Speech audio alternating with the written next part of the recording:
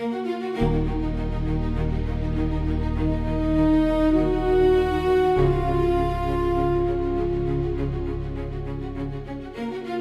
this episode, we're looking at one of the most iconic societies in the ancient world, a people whose reputation for discipline, courage, and military excellence has echoed across millennia.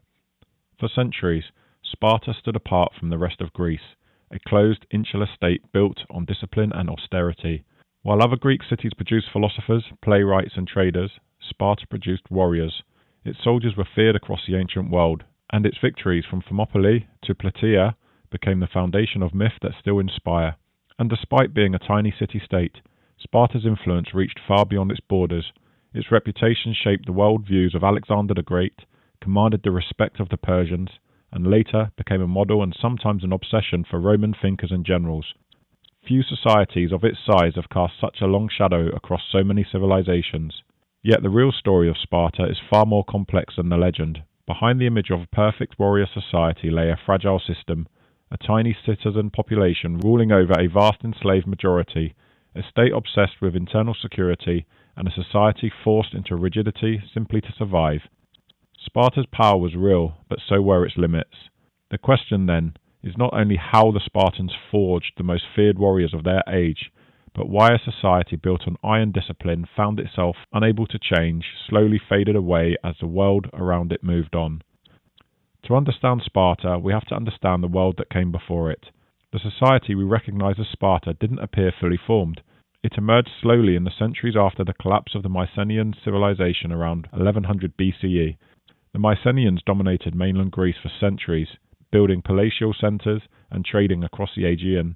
When their world fell apart, Greece entered the so-called Dark Ages, a period of population decline, migration, and cultural fragmentation. It was during this period that new groups moved into the Peloponnese, including the Dorians, who settled in the region of Laconia. Between roughly 1900 BCE, several Dorian villages in the Eurotas Valley, traditionally four, combined their resources to form a new community. This was the beginning of what would become Sparta, or as it was known in antiquity, Lacedaemon. The people were Lacedaemonians, and the full citizens who undertook military service were the Spartans. The earliest written reference to Sparta appears in Homer's Iliad, composed in the 8th century BCE, one of the oldest surviving works of Western literature, yet ironically, virtually no Spartan writing has survived. What we know of them comes from outsiders, Athenians, Persians, and later Romans, all fascinated by this warrior society. It is important to note that during these times, Greece was not a state. It was a series of city-states, independent communities like Athens, Corinth, Thebes, and Sparta, each with its own identity, government, and way of life. Most valued art, culture, education, and civic participation, but Sparta took a radically different path, focusing instead on physical strength, discipline, and a willingness to fight and die for the community.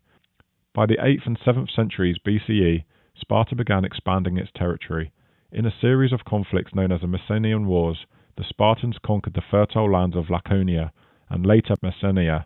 This was extraordinary in the Greek world. Most city-states fought for influence. Sparta conquered an entire region and reduced its population to a hereditary servile class known as the Helots. This decision shaped everything that followed. The Helots vastly outnumbered the Spartan citizens. Other Greek states feared Sparta not just for its army, but because they knew what conquest meant. To be defeated by Sparta was to risk becoming Helots. By around 500 BCE, this fear combined with Sparta's military reputation made it the dominant power in the Greek world. This is the world from which the Spartans emerged, a collapsed civilization, a new migration, a fragile union of villages, and a society shaped by conquest, fear, and the need for absolute internal control. To understand why Sparta became the most disciplined military society in the ancient world, we need to look at how its internal system functioned. Most Greek city-states were ruled by a single king or a council of citizens. Sparta developed a political and social structure that was unique in the Greek world and in many ways unique in world history. At the top of the system were two kings, drawn from two ancient royal families, the Aeacids and the Eurypontids. This dual kingship is one of the oldest features of Spartan society, and its origins are debated.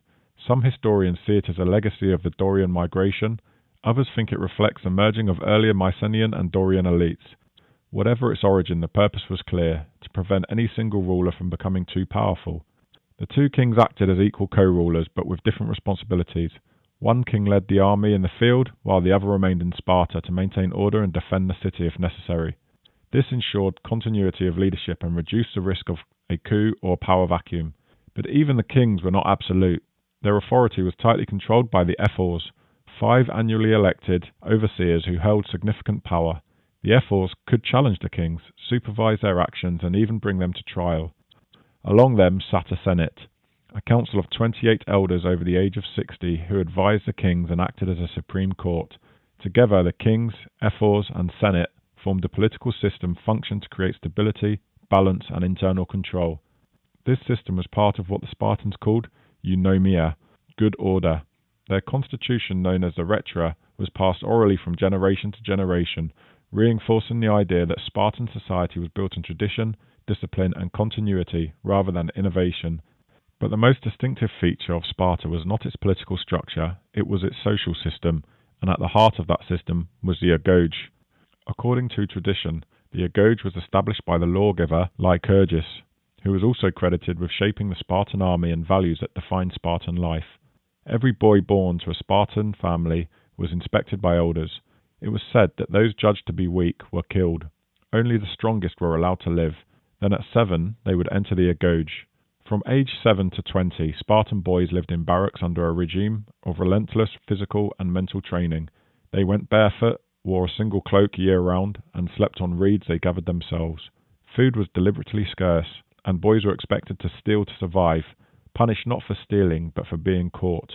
They were regularly inspected, beaten if they failed, and encouraged to fight. The aim was simple, to produce endurance, discipline, and obedience over 13 years of training. The agoge produced young men capable of extraordinary discipline, men who were physically fit and trained to fight. One famous story tells of a Spartan boy who stole a fox cub and hid it under his cloak. When the animal began biting into his flesh, he remained silent rather than be discovered and disgraced. He died from his wounds, but he did not cry out. For Spartans, death was preferable to dishonour. By the end of the agoge, those who passed became full citizens. Spartans. They joined a citizenship, a communal group where they ate, trained, and lived alongside their peers. Membership in a citizenship was essential. Without it, a man could not be a citizen. This reinforced unity, equality among warriors, and the idea of the needs of the group always coming before the needs of the individual.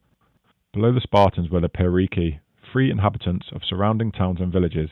They paid taxes, served in the army, and handled trade and craftsmanship, roles forbidden to full Spartans. Together, the Spartans and Periki were known as Lacedaemonians.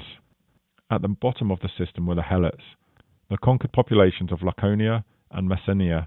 They were serfs, tied to the land with almost no rights. Over time, their numbers grew far larger than the citizen population, perhaps as much as 7 to 1. This imbalance terrified the Spartans. To maintain control, they used systematic brutality.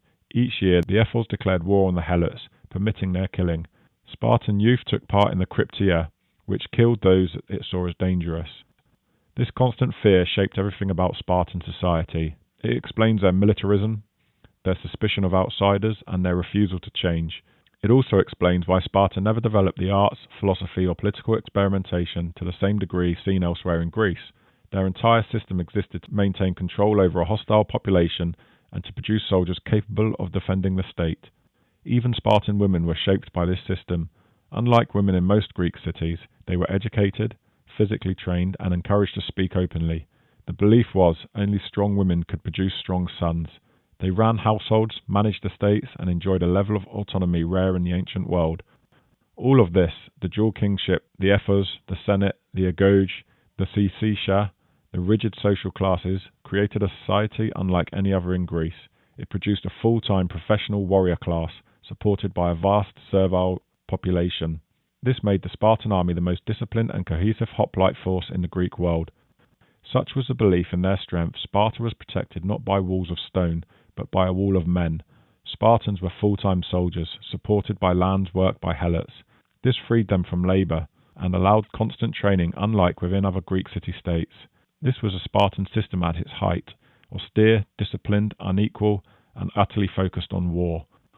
For all the weight of Spartan legend, the period in which Sparta truly dominated the Greek world was surprisingly brief. Their rise had taken centuries. but their peak lasted barely a single generation.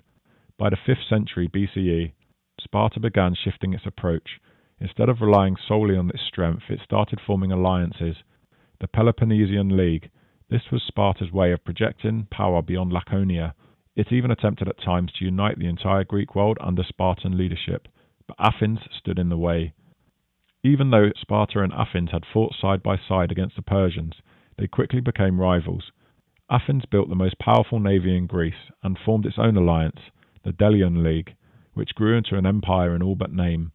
The Delian League wasn't created to oppose Sparta, but to counter the far greater threat of Persia. Still, the two blocs inevitably collided.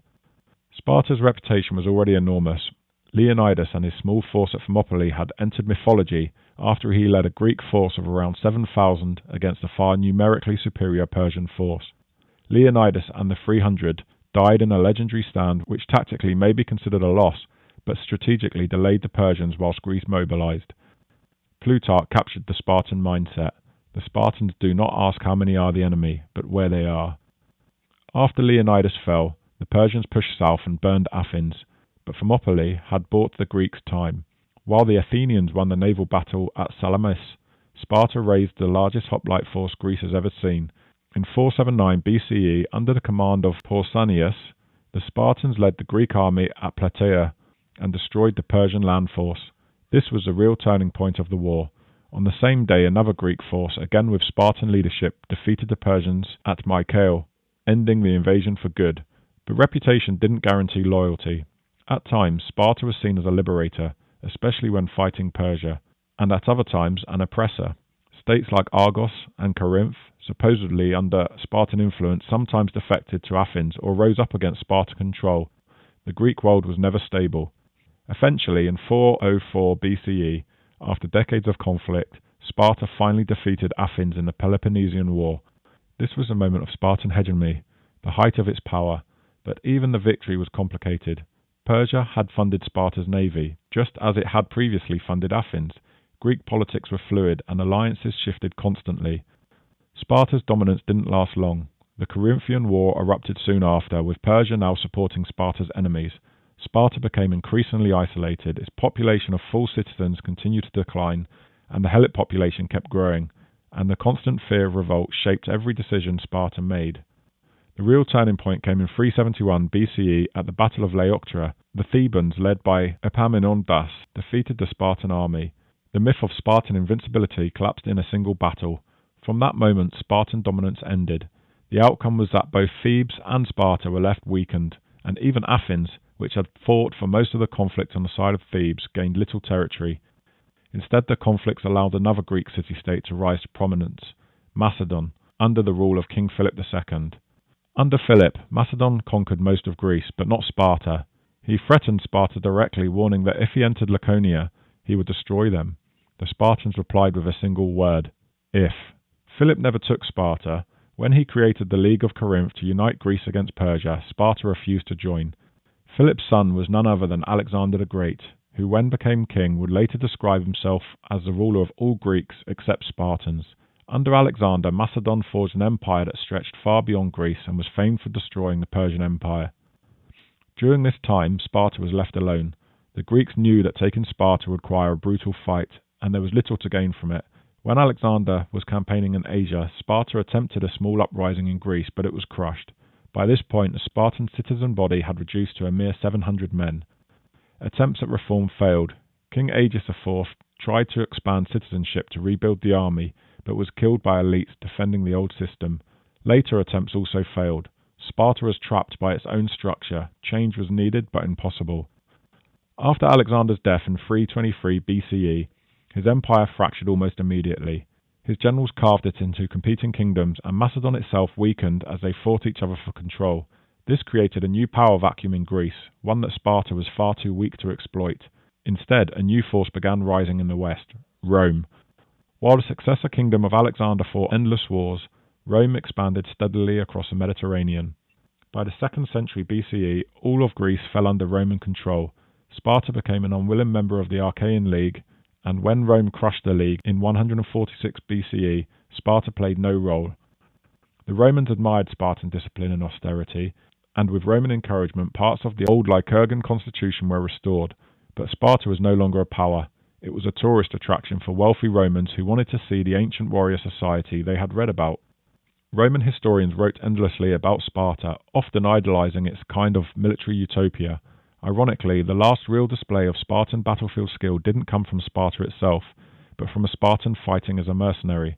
During the First Punic War, a Spartan general named Xanthippus led Carthaginian forces to victory over a Roman army in Africa. 3 of his sons later fought under Hannibal, but this wasn't Spartan power. It was just a fading echo of a warrior culture that no longer existed at home. By this time, Sparta itself was a shadow of its former self. Centuries later, the Roman Emperor Caracalla, a great admirer of Spartan culture, raised a Spartan cohort for his campaign in Parthia. Whether these men were genuine Spartans or simply given the name to satisfy his fantasies is unknown. After his assassination in 217 CE, the unit was disbanded. It was the last time anyone bearing the name of Spartan marched to war. In the end, Sparta didn't fall in a single moment. It didn't burn, it wasn't sacked, and it didn't die on the battlefield. It simply faded. Sparta ended as a military power at Leuctra in 371 BCE. It ended as a political force when Rome took control of Greece in 146 BCE, and it ended as a warrior people in 217 CE. The ancient city itself dwindled into a small, irrelevant settlement through the Byzantine era, until the 19th century when the modern Greek state founded a new city called Sparta near the old site. Technically, Sparta never truly ended, it just stopped being Sparta. For a state that never ruled a vast empire, Sparta cast a shadow far larger than its borders.